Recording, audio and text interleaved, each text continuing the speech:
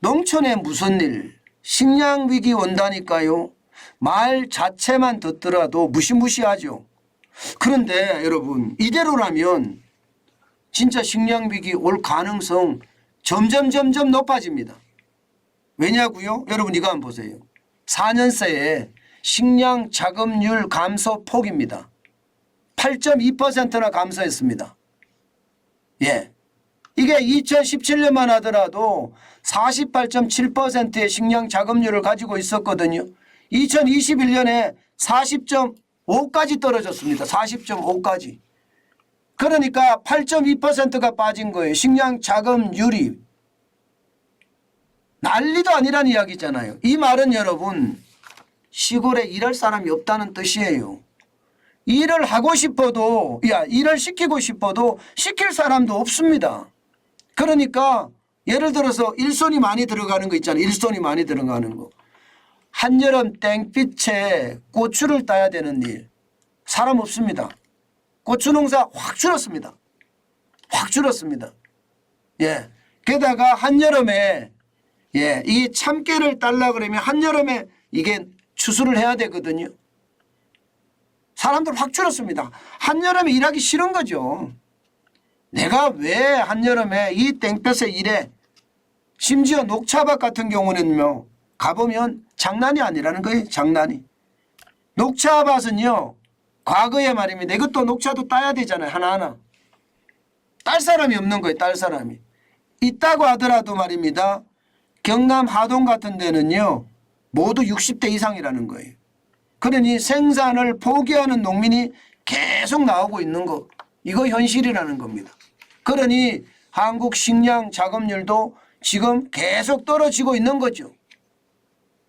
심각한 것은 여러분 경작지가 계속 줄어들고 있습니다. 여러분 2012년에 172만 9,982헥타르였습니다. 그런데 2017년에 보세요. 거의 말입니다. 10만 헥타르가 줄어듭니다. 10만 헥타르가. 162만 796헥타르입니다. 그런데 또 2022년에 오니까 또 10만 헥타르가 줄어듭니다. 152만 8,237헥타르입니다. 경작지가 줄어든다는 거예요. 경작지가. 예. 이것은요, 여러분, 계속 이렇게 가잖아요. 결국은 말입니다. 저는 식량 위기가 오고 만다 하는 생각을 하게 됩니다. 이 식량 위기라는 게 뭐냐? 돈 주고도 사실 물건을 사지 못하는 것. 이게 식량 위기거든요. 실제로도 그런 조짐이 나타나고 있습니다. 여러분 보세요. 예, 농산물 무역 적자를 보면 2020년에 엄청납니다. 267억 1천만 달러입니다. 적자만 2021년에는요. 333억 4천만 달러예요. 작년에는요. 400억 달러 가까이 됩니다. 396억 4천만 달러입니다. 장난 아니죠. 이 적자가 계속 커질 거예요. 그러면 여러분 생각을 해보자고요.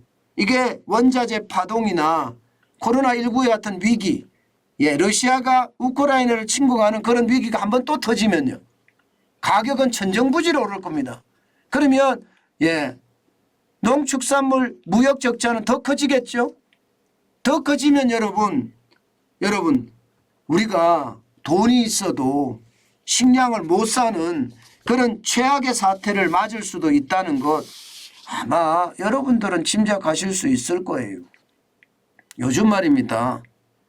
칼국수를 한번 시켜보세요.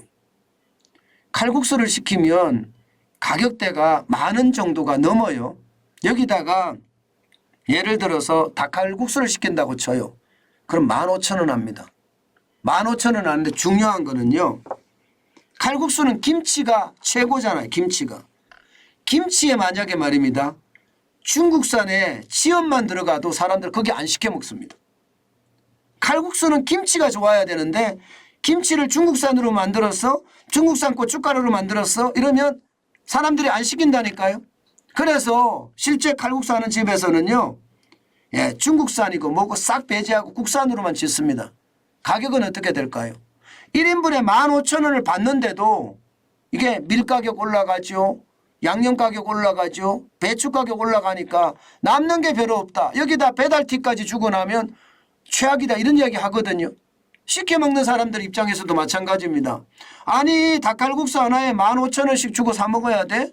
이렇게 비싸? 이렇게 이야기한단 말입니다. 심지어 닭칼국수가 이 15,000원은 그래도 싼 거예요. 2만 원까지 올라가는 닭칼국수도 많거든요. 그러면 돈이 없어 비싸서 못 사 먹는 거 이것도 식량위기가 되는 겁니다. 저는 이것을 보면서요 2가지 생각을 하게 됐습니다.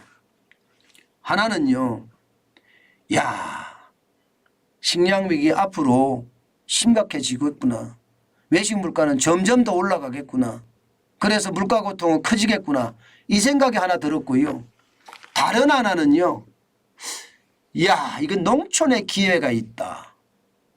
예, 시골에가 앞으로 더 좋아지면 더 좋아지겠구나. 농사 짓는 게 힘들기는 하지만 물론 뭐 작업자족도 되겠지만 이게 잘만 하면 서울에서 직장 생활하는 것보다가 돈을 더 많이 벌 수도 있겠구나. 예, 그런 생각을 많이 해봅니다. 예, 물론 농업이라는 게 저도 시골 출신이라서 알지만 참 어렵습니다. 게다가 이게 뭐 한 번 잘못된 것을 바꾸기도 1년 단위로 바꿔야 되잖아요. 올해 흉년, 내년에 흉년 이렇잖아요. 1년 단위니까 시간이 너무 길기도 해요. 그렇지만 예를 들어서 시설 농사 같은 거 있잖아요. 예, 아주 투자를 해서 하우스를 최첨단으로 지어놓고 거기서 1년 내내 생산해내는 거 말입니다. 저는 그런 것을 보면서 야 이게 먹거리에 분명히 기회가 있다 또 이런 생각도 하게 됐습니다. 어쨌든 여러분 점점 세월이 가면 갈수록 힘든 일 안 하려 할 거고요. 그러다 보면 시골에는 인력이 그만큼 줄어들었어서 고령화와 함께 이게 부딪히면요. 결국은 식량 위기라는 그런 최악의 상황도 맞을 수 있다. 저는 그런 생각을 해봅니다. 그만큼 지금 농촌은요. 그 어느 때보다 어렵다. 그 말씀을 다시 한번 올립니다.